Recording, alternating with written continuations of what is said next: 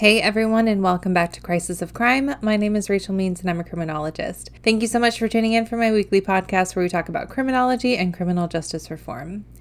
So last week we talked about Enron and white-collar crime, and I figured why not continue talking about white-collar crime? So today we're going to be talking about Bernie Madoff. The Bernie Madoff Affair was the largest Ponzi scheme in American history, and it came to light in 2008. Now, a Ponzi scheme is defined as a fraudulent investment operation that pays quick returns to initial contributors by using money from subsequent contributors rather than by profit.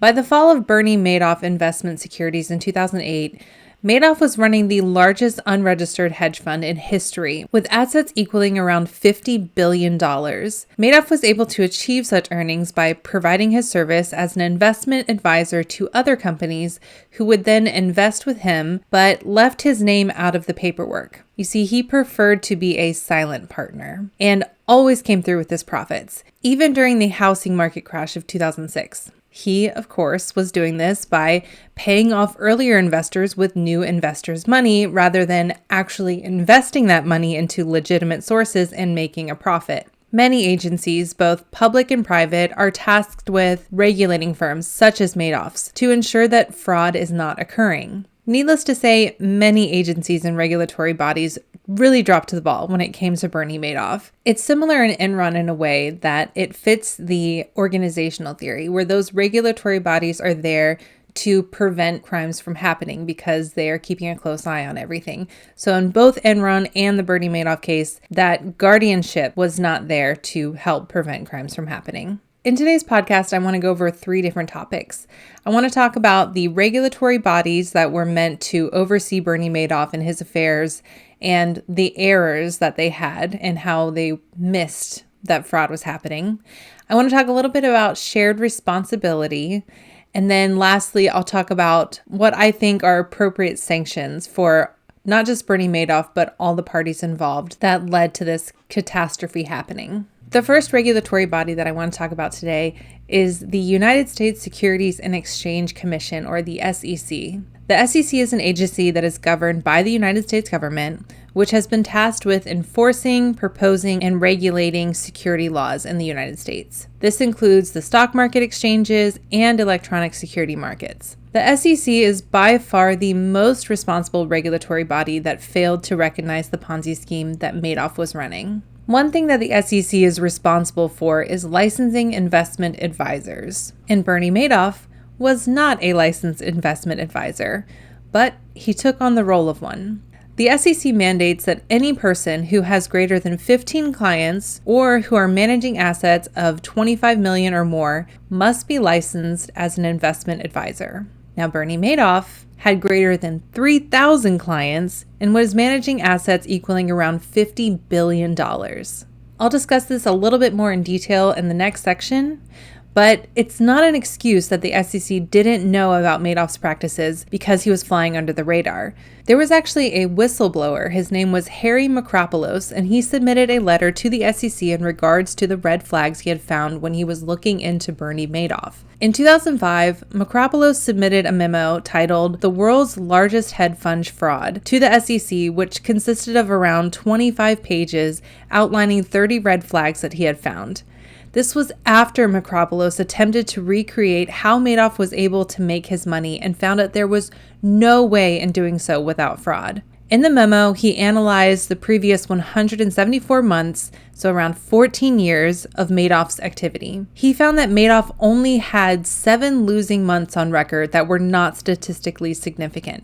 7 months out of 14 years. After this memo came out, the SEC finally launched an investigation into Bernie Madoff and once finished, cleared him, saying that they had found no fraud. Later that day, Macropoulos addressed the United States Congress, who is charged with regulating the SEC, saying that the SEC must have been paid off to come back with such a verdict. After that, the SEC was summoned before Congress, and there they admitted that they were severely understaffed and underfunded.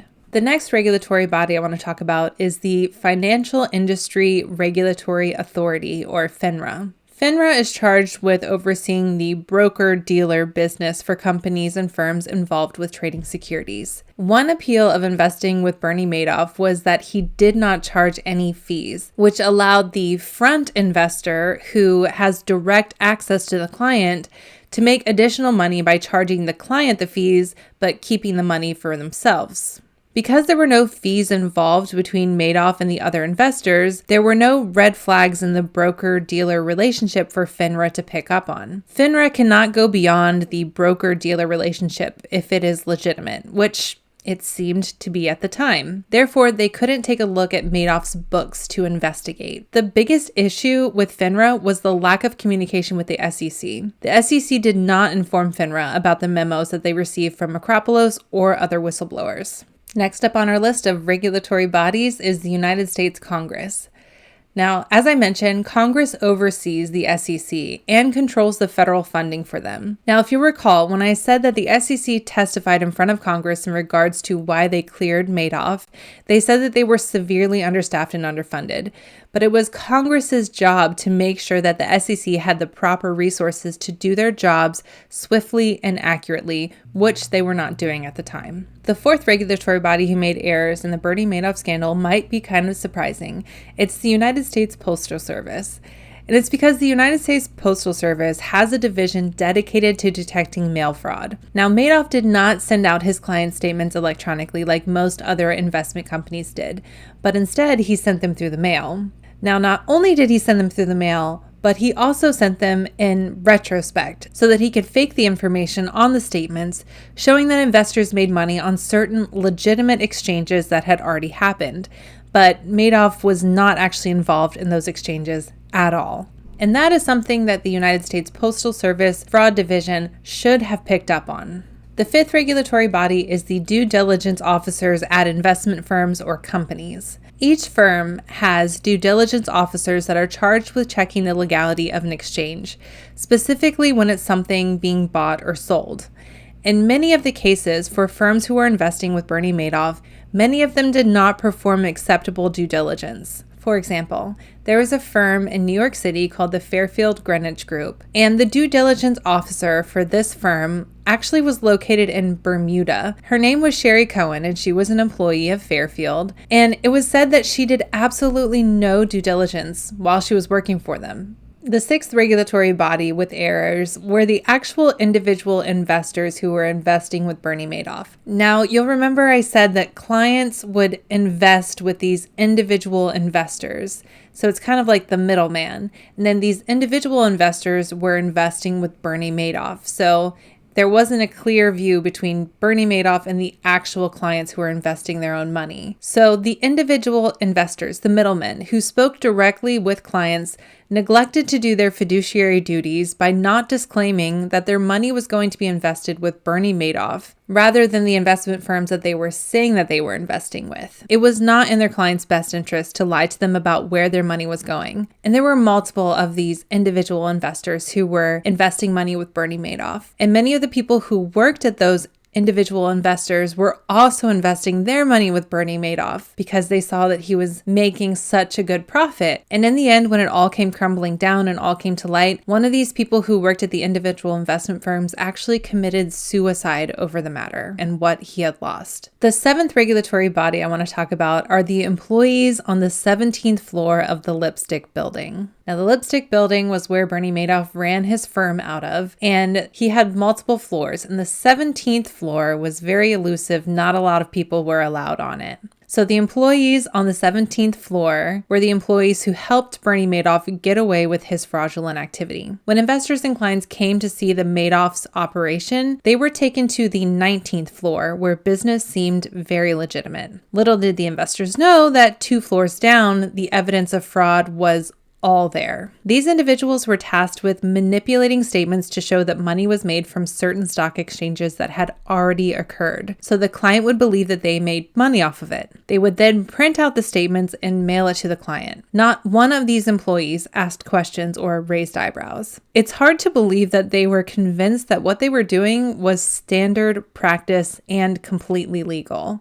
The eighth and last regulatory body I want to talk about is the New York Times. At the time when Harry Markopolos, the whistleblower, sent that memo to the SEC in 2005, he also sent a copy of that memo to the New York Times. When the editors read it, they decided not to pursue the story. It is the responsibility of journalists to inform the public about what's happening in the world. If the New York Times would have ran that story, people could have been informed about the potential Ponzi scheme happening and could have either allocated their funds and invested with another firm, or at least could have reassessed the situation. It also would have forced the SEC and Congress's hand into investigating more rigorously into Bernie Madoff, as the public would have been demanding answers. The definition of white-collar crime are crimes that are financially motivated and nonviolent, that are committed by a person or persons in positions of power, wealth, and trust. In many cases of white-collar crimes, it's difficult to pinpoint exactly who the victim is, as the crimes themselves may be hard to understand or are vague. These crimes are not like street crimes, where there are victims that are obvious and the public has a sharp burning for immediate justice. Because of the comprehension and vagueness of these crimes and the vagueness surrounding the legislation for enforcing punishments for these crimes, they do not spark the same burning for justice that street crimes do. It may be because there are a number of loopholes in the legislation. Many people do not get overworked about these crimes because they feel that justice cannot be served adequately and therefore do not even give it the time of day. The victims in the case of the Bernie Madoff scandal are no small list. The ultimate victims were the clients who invested their money with those individual investors or those middlemen. Shared responsibility is very applicable in this case. Shared responsibility refers to the amount of responsibility given to each party involved in a crime. For example, a victim who has 0% responsibility in a crime would be a child being molested by an adult. The child did not do anything, nor could they have done anything different to avoid this crime. A victim having around 20% of responsibility for a crime would be if items were stolen from a car because the car doors were not locked. While the crime is still present, the victim could have possibly avoided the situation by locking their doors. Lastly, an example where a victim has around 80% of responsibility would be if a husband was physically assaulting his wife and then she murdered him in self-defense. Technically, the husband is a victim of a murder, but he is mostly responsible for being in that situation. The clients in the case of Bernie Madoff do not carry much responsibility because those individual investors, those middlemen, those companies lied to them. Now, those individual investors, those middlemen, they are victims as well because they didn't know that Bernie Madoff was running a Ponzi scheme, but they were aware that he didn't want his name to appear on any legal documentation and that he was not licensed as an investment advisor. They would be assigned around 20 to 30% of responsibility in this situation. Lastly, those employees who worked on the 17th floor with Bernie Madoff, who helped him get away with his Ponzi scheme for so long, are also victims. They were following orders and not asking questions. It's very likely that they were aware that their activities were not standard, but they chose not to question it. In this situation, they would assume around 50% responsibility for their victimization. All right, let's talk about sanctioning. Sanctioning is used to help prevent future crimes from occurring by using the following goals: punishment, retribution, deterrence, incapacitation, rehabilitation, and restorative justice. So I want to talk about the possible sanctions for the parties involved in the Bernie Madoff scandal. The first is restorative justice for the victims of the Bernie Madoff scandal. Bernie Madoff was sentenced to 150 years in prison, but when he pled guilty to his crimes, he had pride in his voice.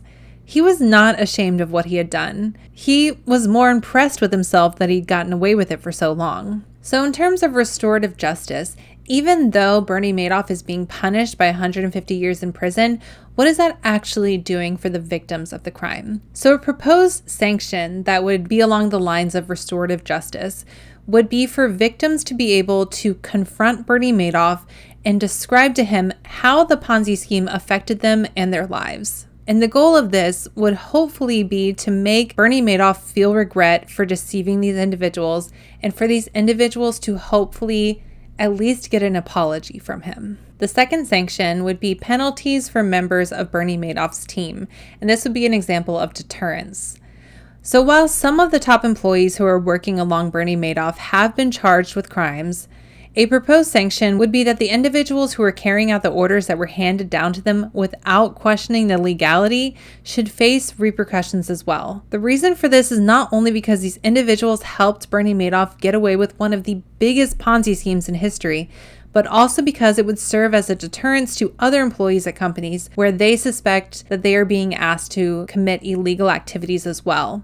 So rather than not questioning the legality of it, that they would take a moment, think about it, remember what happened to other people in this situation. So it's a form of general deterrence. And they would say, I think I need to look into this further and not just go along with it, because if I get caught doing something illegal too, I'm going to be on the hook. The third area for sanctions is greater scrutiny of the SEC by Congress, and this is a form of incapacitation. Since the Bernie Madoff scandal, the SEC was required to do an analysis of how they were unable to detect the illegal activities being performed by Bernie Madoff. They have released documents describing their findings and how they plan to correct moving forwards. A proposed sanction would be for any information coming forward in regards to a case this large in which the SEC doesn't feel the need to investigate, must be taken before a committee in Congress to decide if it will be investigated or not. This would avoid another instance in which the SEC can overlook a potentially huge scandal, and also that Congress is aware of the resources that the SEC needs to do their job accurately. If the reason they are choosing not to investigate a claim is because they do not have enough employees,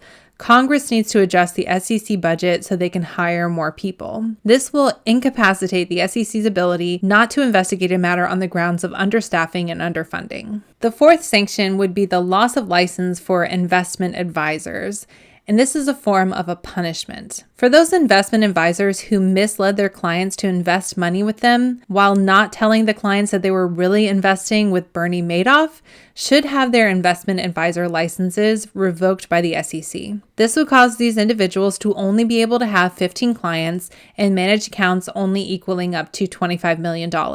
This way, the investors could not have a heyday with their clients' money. They wouldn't be able to invest that much because of the cap of $25 million in assets, nor would they be able to reach out and get as many clients as possible because of the cap of the 15 clients. The fifth sanction is for investment advisors to help pay back what the clients lost, and this is a form of retribution.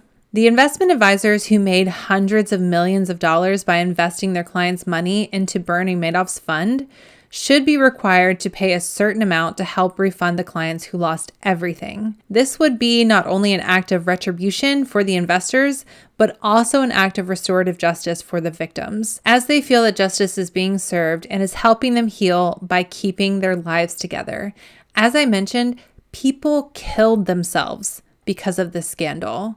People lost everything, their entire retirements, their entire life savings, and they had nothing. So having the retribution of the investors paying back what the clients lost could have helped prevent that loss of life and that extreme despair that people were put into. I mean, these people worked their entire lives to save money for retirement, and it was gone in a blink of an eye. I can't even imagine what that would feel like. The sixth and final sanction is community service for those involved in the Bernie Madoff scandal, and this is a form of rehabilitation. It is concerning that many of the offenders involved with the Bernie Madoff scandal were okay with cheating their clients.